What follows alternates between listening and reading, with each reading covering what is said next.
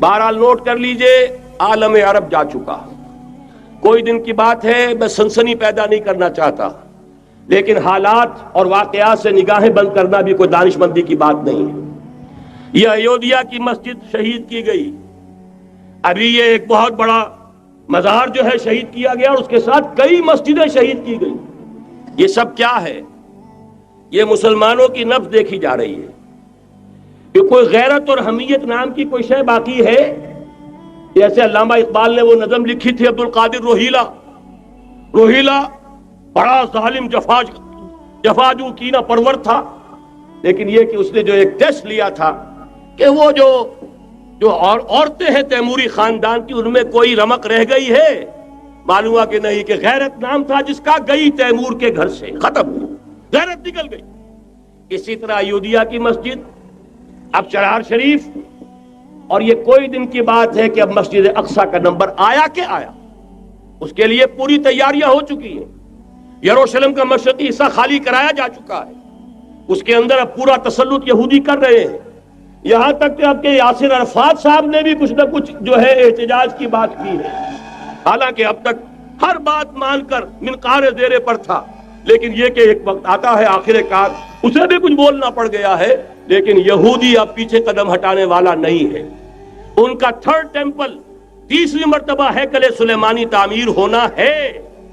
Note کر لیجئے، ان کے لیے وہ وہی کچھ ہے جو ہمارے لیے کعبہ ہے، ان کے لیے ہیکل سلیمانی بالکل وہی حیثیت رکھتا ہے جو ہمارے لیے کعبہ۔ وہ ہیکل سلیمانی ایک مرتبہ پہلے نبوکدنضر کے ہاتھوں مسمار ہوا، پھر سن 70 عیسوی میں ٹائٹس کے ہاتھوں مسمار ہوا، سن 70 کے بعد آج 1995 میں کتنے برس ہو گئے؟ پورے 1925 برس ہو گئے کہ ان کا کعبہ زمین بوس پڑا ہوا ہے۔ اب تک تو ان کا بس نہیں تھا، اب تو بس ہے کہ نہیں؟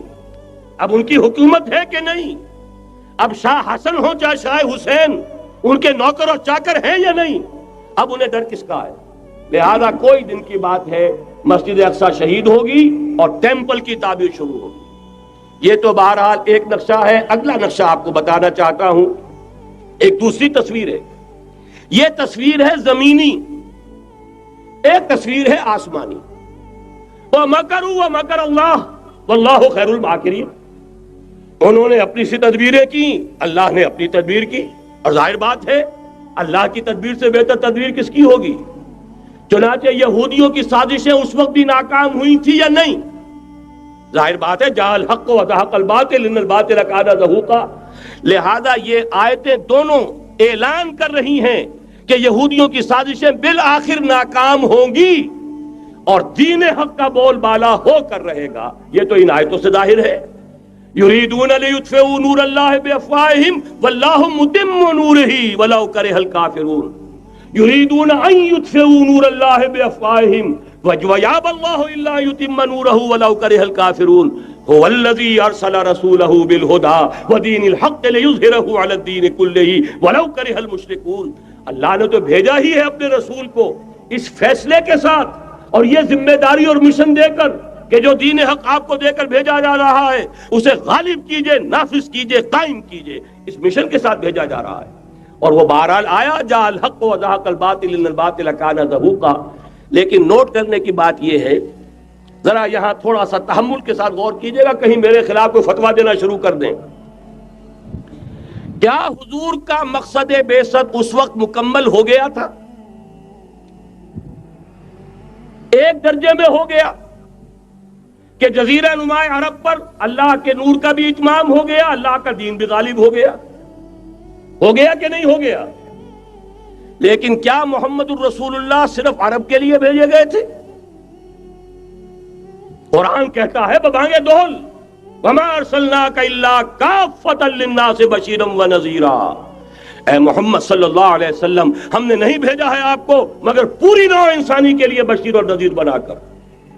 تو جان لیجئے کہ یہ مقصد بعثت محمدی صلی اللہ علیہ وسلم بتمام و کمال اس وقت پورا ہوگا جب کل عالم انسانیت پر، کل روئے ارضی پر اللہ کا دین اسی طرح غالب ہو جائے گا جس طرح کہ محمد الرسول اللہ والذین معہ صلی اللہ علیہ وسلم ورضی اللہ تعالی عنہم اجمعین، ان کے ہاتھوں سے، ان کے ایثار سے، ان کی قربانیوں سے جن کا نقشہ آپ کے سامنے مولانا کھینچ چکے ہیں، ان کی احسان، ان کی قربانیاں، ان کی محنت، ان کی جفاکشی، ان کی سرفروشی، ان کے جان تن من دھن لگا دینے کے نتیجے میں جیسے اس وقت غالب ہوا تھا، کل روئے ارضی پر غالب ہوگا، تب کہیں جا کر مقصد بعثت محمدی مکمل ہوگا۔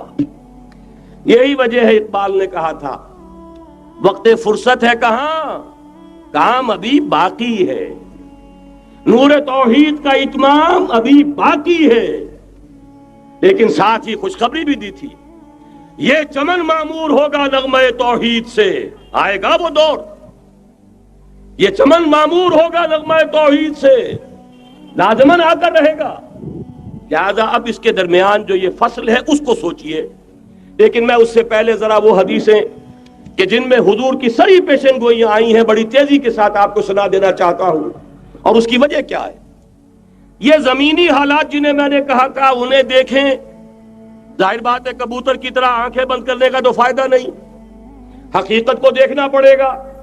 حقیقت کو دیکھتے ہیں تو دل بیٹھ جاتا ہے، مایوسی کے اندھیارے چھا جاتے ہیں، امید کی کوئی کرن کہیں نظر نہیں آتی، کہاں نظر آئے۔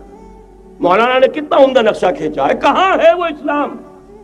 مسلمان تو ہیں، 1 ارب سے زیادہ ہیں، لیکن کوئی پوچھے 1 انچ زمین دکھاؤ جہاں اسلام تم نے نافذ کیا تو وہاں ہمارے ہاتھوں کے طوطے اڑ جائیں گے۔ نتیجہ یہ ہے کہ حالات تو زمینی جو ہے وہ ہے مایوس کن۔ اس میں ظاہر بات ہے کہ امید کا دامن تھامنے کے لیے ہمیں کوئی چیز چاہیے، اور وہ چیز ہے جو محمد عربی صلی اللہ علیہ وسلم اپنی خوشخبریوں کی شکل میں دے کر گئے۔ آپ نے اپنے دور سے لے کر قیامت تک 5 دور گنوا دیے۔ تکون النبوۃ فیکم ما شاء اللہ ان تکون ثم يرفع اللہ اذا شاء يرفعها ثم تکون خلافۃ على منهاج النبوۃ ثم تکون ملکا عاضا ثم تکون ملکا جبریا ثم تکون خلافۃ على منهاج النبوۃ۔ یہ طویل حدیث کا میں نے صرف خلاصہ سنایا ہے آپ کو۔ مسند احمد ابن حنبل کی روایت ہے، حضرت نعمان ابن بشیر راوی ہے رضی اللہ تعالی عنہ۔ پہلا دور دور نبوت، دوسرا دور دور خلافت علی منہاج النبوۃ، نبوت کے نقش قدم پر خلافت جسے ہم خلافت راشدہ کہتے ہیں۔ تیسرا دور مسلمانوں کی حکومتیں، لیکن وہ ملوکیت کا دور، ملکن عاضن، اور ان میں ظاہر بات ہے کہ عاضن بھی تھی، جہاں ان میں خوبیاں تھیں وہاں برائیاں بھی تھیں۔ وہی حجاج ابن یوسف جس نے ایک مسلمان لڑکی کے خط کے اوپر فوج بھیجی ہے، وہی حجاج ابن یوسف ہے کہ سینکڑوں تابعین کے سر اس نے قلم کرائے ہیں، وہی حجاج ابن یوسف۔ وہی خلیفہ کہ جس نے فوج کشی کی اجازت دی تھی سندھ پر، وہی خلیفہ ہے جس نے بلا کر محمد ابن قاسم کو شہید کیا ہے کہ یہ پاپولر ہوتا چلا جا رہا ہے، ملوکیت کے لیے تو اس سے بڑا خطرہ اور کوئی نہیں۔ اس لیے کہ سندھ کے ہندوؤں نے ان کے بت بنا لیے تھے۔ یہ نوجوان در جوانی توبہ کردن شیوہ پیغمبریس، یہ نوجوان اور اتنا نیک اور پارسا ان کے بت بنا کر مندروں میں رکھ دیے گئے۔ اندیشہ ہو گیا کہ یہ تو پاپولر ہو گیا تو ہمارے خلاف بغاوت کر دے گا، بلا کر شہید کر دیا گیا۔ بہرحال تیسرا دور تھا وہ ملکن عاضن، کچ کھنی ملوکیت۔ چوتھا دور تھا ملکن جبرین، غلامی کی ملوکیت۔ پہلے کم سے کم بادشاہ مسلمان نام کے تو تھے، اب تو ہم ملکہ برطانیہ کے زیر نگیں تھے، تاج برطانیہ کے غلام تھے، کہیں ولندیزیوں کے غلام تھے، کہیں کسی اور کے غلام تھے، کہیں اطالویوں کے غلام تھے، کہیں فرانسیسیوں کے غلام تھے۔ یہ چوتھا دور نوٹ کر لیجئے، آدھا ختم ہو گیا، آدھا باقی ہے۔ براہ راست غلامی کا دور ختم ہو گیا، لیکن ریموٹ کنٹرول والی انہی کی غلامی اب بھی چل رہی ہے۔ فیصلہ وہی ہے جو مولانا نے کہا، تسبیح یا امریکہ یا امریکہ یا امریکہ۔